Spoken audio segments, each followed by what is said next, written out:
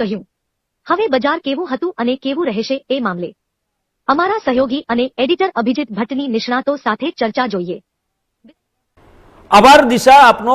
તો દર્શક મિત્રો, જે રીતે બિઝનેસ રાઉન્ડઅપનો આ વિશેષ શો છે અને જે પ્રકારે અમારા સહયોગી એઆઈ દિશાએ જે પ્રકારે વાત કરી, આખા અઠવાડિયાની જે વાત કરી, હવે આપણે ચર્ચા કરીશું નિષ્ણાતો સાથે. તેમાં આપણી સાથે જોડાશે 3 નિષ્ણાતો.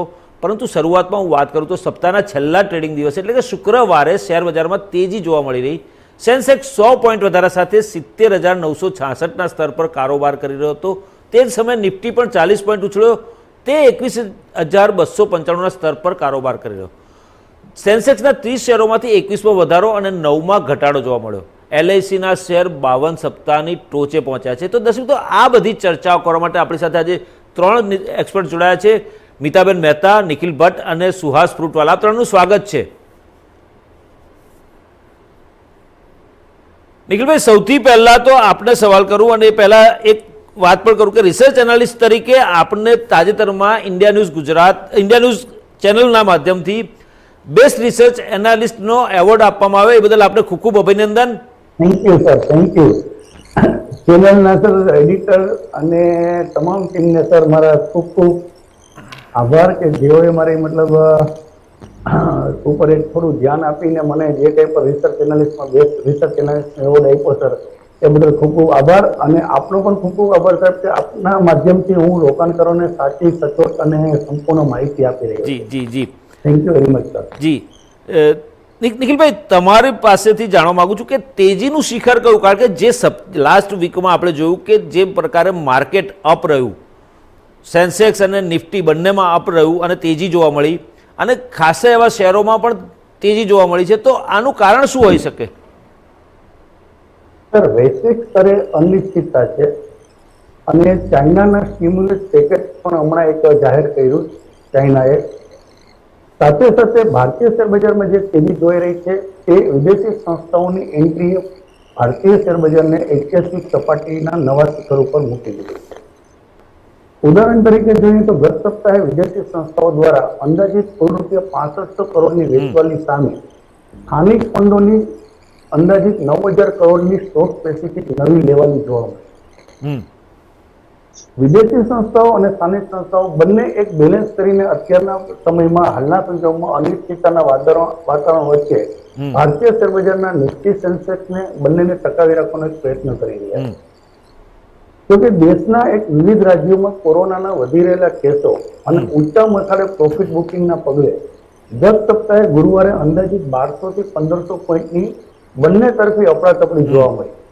પરંતુ સામેની સાઈડમાં ભારતીય શેર બજારમાં લાર્જ કેપ સ્ટોક અને ખાસ કરીને સ્મોલ કેપ અને મિડ કેપ શેરોમાં વેચવાલીની સાથે સ્ટોક સ્પેસિફિક સ્થાનિક સંસ્થાઓની નવી લેવાલી પણ જોવા મળી. સર, સ્થાનિક તેજીના પરિબળોની આપણે વાત કરીએ તો સ્થાનિક સ્તરે મજબૂત આર્થિક ડેટા જેમ કે જીએસટી કલેક્શન, મજબૂત જીડીપી, ફુગાવામાં નિયંત્રણ, સ્થિર વ્યાજ દરો તેમજ નાણાકીય વર્ષ 2023-24માં એફડીઆઈ અને એફઆઈ નું રોકાણ વધીને $5.90 અબજ સાથે 21 મહિનાની ઊંચી સપાટીએ નેટ બાયર રહી છે. આગામી વર્ષની સામાન્ય ચૂંટણીઓ પછી વ્યાજદરની નીતિ અને સ્થિર સરકારનું સાતત્ય આ બંને જળવાઈ રહેશે એવી એક આશા સાથે ભારતની અંદર એફડીઆઈ એક પસંદગીનું રોકાણનું સ્થાન બનાવી રહ્યું છે.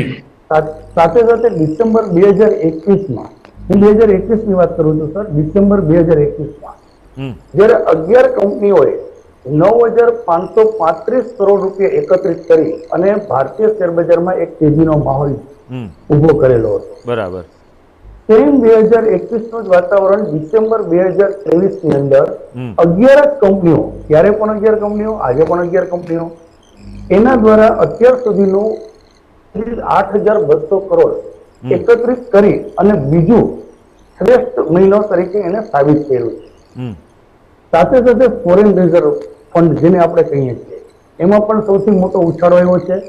15મી ડિસેમ્બરે જે વર્ષ પૂરું થયું ત્યારે આપણે વિદેશી રોકાણમાં ઉછાળાને કારણે ફોરેન રિઝર્વ $9.11 બિલિયન વધીને અંદાજિત $616 બિલિયન.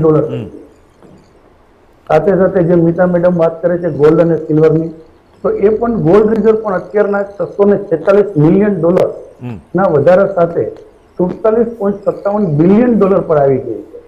આ બધા એક ફંડામેન્ટલ તેજીના કારણો જોઈ શકાય. જી ચોક. નિખિલભાઈ, શેરોમાં આ લેવલે ખરીદી કરવી કે કરેક્શનની રાહ જોવી અને મૂંઝવણમાં અત્યારે અનેક સ્થાનિક રોકાણકારો અટવાય છે, ત્યારે શું કરવું જોઈએ અને શું વિચારો છો આપ એ બાબતે? સર, નકારાત્મક કારણો પણ માર્કેટમાં છે. જે રીતે પોઝિટિવ ફેક્ટર્સ છે એ રીતે નકારાત્મક કારણો પણ છે. વૈશ્વિક સ્તરે અત્યારના ચાઇના એને પોતાની સેન્ટ્રલ બેંકે એને આર્થિક કટોકટી જે દેશ છે એની અંદર આર્થિક કટોકટીમાંથી એને બહાર લાવવા માટે અંદાજિત $112 અબજ કોમર્શિયલ મતલબ કે ત્યાંના બિઝનેસ ઠપ છે એટલે કોમર્શિયલ ધિરાણ પેકેજ આપ્યું. હવે ખરેખર જો આ એક ચાઇના વિશે વિદેશી સંસ્થાઓ જો વિચારે છે તો ચાઇના અને ભારત આ બેની એક કમ્પેરિઝનની અંદર એ લોકોનું ઇન્વેસ્ટમેન્ટ આવતું હોય છે. તો $112 અબજ જે કોમર્શિયલ ધિરાણ પેકેજ આપ્યું છે, તો આ સ્ટિમ્યુલસ પગલા કેટલા અંશે સફળ નીવડે? જો ચાઇનાની અંદર આ સ્ટિમ્યુલસ પગલા જે લેવામાં આવ્યા અને જો એ સફળ થશે તો ભારતમાંથી ડેફિનેટલી વિદેશી સંસ્થાઓ ચાઇના તરફ પોતાની એક નજર ઇન્વેસ્ટમેન્ટ માટેની, રોકાણ માટેની ફેરવે એવું પણ એક શક્યતા બને છે.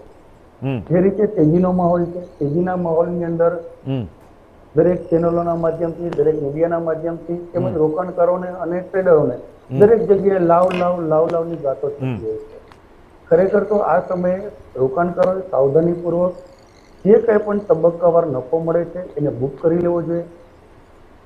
એક કરેક્શનની રાહ જોવી જોઈએ અને વિશ્વની અંદરના જે બજારોનો કેવો ટ્રેન્ડ અપનાવી રહ્યા છે એ માટે મારા હિસાબે ડિસેમ્બર મહિનામાં થોભો અને રાહ જોવાની નીતિનો અમલીકરણ કરવું જોઈએ. જાન્યુઆરી મહિનાથી નવા વર્ષ જેમ ફાઇનાન્શિયલ યર વિદેશી સંસ્થાઓનું જાન્યુઆરી મહિનાથી સ્ટાર્ટ થાય છે એ રીતે ભારતીય રોકાણકારોએ પણ જાન્યુઆરી મહિનાથી તબક્કાવાર રોકાણનો એક મતલબ થીમ અપનાવવી જોઈએ. ચોક્કસ, બરાબર. નિખિલભાઈ, જે રીતે છેલ્લા દિવસે ટ્રેડિંગ થયું અને જે પ્રકારે મેં અગાઉ પણ કહ્યું કે ઘણા બધા શેરોના ભાવમાં ઉછાળો આવ્યો, આ ઉછાળા પાછળ એ લાંબા ગાળાનો ઉછાળો છે કે માત્ર ને માત્ર ટૂંકા ગાળા માટે છે? કારણ કે આવતા સપ્તાહમાં વૈશ્વિક માર્કેટ બંધ રહેવાનું છે, લગભગ ક્રિસમસનું વેકેશન ત્યાં આગળ હોવાનું, એટલે વૈશ્વિક માર્કેટમાં બંધ રહેશે, એટલે અહીંયા આગળનું જે માર્કેટ છે એ જ ચાલવાનું છે અને એમાંય પાછું લગભગ સોમવારે તો રજા આવવાની, એટલે એને આધારે નવા સપ્તાહમાં આ ઉછાળો કન્ટિન્યુ રહેશે. આ જે શેરના ઉછાળા રહ્યા એ જ શેરોના ઉછાળા કન્ટિન્યુ રહેશે કે પછી એ ડાઉન થશે? જી સર, ક્રિસમસની વાત કરીએ તો ક્રિસમસનું વેકેશન વિદેશી સંસ્થાઓ માટે શરૂ થઈ ગયેલું છે અને તમામ વૈશ્વિક બજારો બુધવાર સુધી બંધ રહેવાના છે. સોમવારે આપણે પણ ત્યાં રજા છે સ્થાનિક સ્તરે, એટલે મંગળવારથી આપણું બજાર ચાલુ થશે, પરંતુ બુધવારથી વૈશ્વિક બજારો જે શરૂ થવાના છે એના ઉપર આપણા સૌની નજર રહેવી જોઈએ. સાથે સાથે અત્યારના જે કંઈ પણ તેજી તરફી ઉછાળા આવે છે એ સ્ટોક સ્પેસિફિક તેજી આવી રહી છે. સ્ટોક સ્પેસિફિક જે લોકો ટ્રેડર છે એ લોકોએ સ્ટોક સ્પેસિફિક ધ્યાન આપી અને ટ્રેડિંગ કરવું જોઈએ. ટૂંકા ગાળાની તેજી મારા મતે મને એક લાંબા ગાળાનું કરેક્શન પણ જોવા મળતી હોય એવું દેખાય.